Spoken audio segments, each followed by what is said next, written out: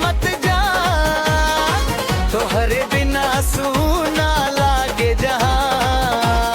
ओ दिलवा के रानी, तू बारू हमार कहानी।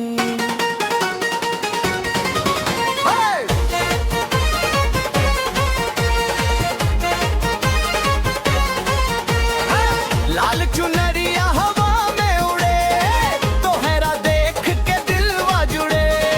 झुमका चमके पायल बोले, नजरिया धीरे धीरे डोले। तोहर मुस्का भगुआ के रंग, तोहरे संग हर दिन उमंग। एक इशारा दिल जीत लेवे, सपना लाया हर रोज सजे। ढोल बजे तो मन मचल जाए, तोहरे संग कदम मिल जाए। डीजे वाला आवाज बढ़ावा, आज के रात याद बनावा।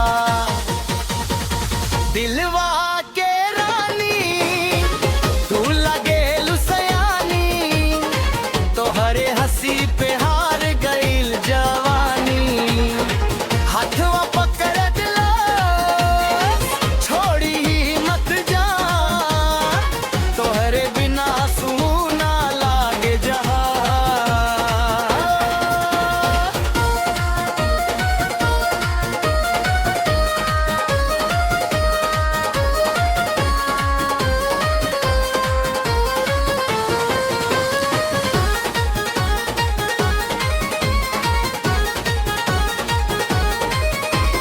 रंग बिरंगी रोशनी छाई, तोहरे संग हर खुशी आई।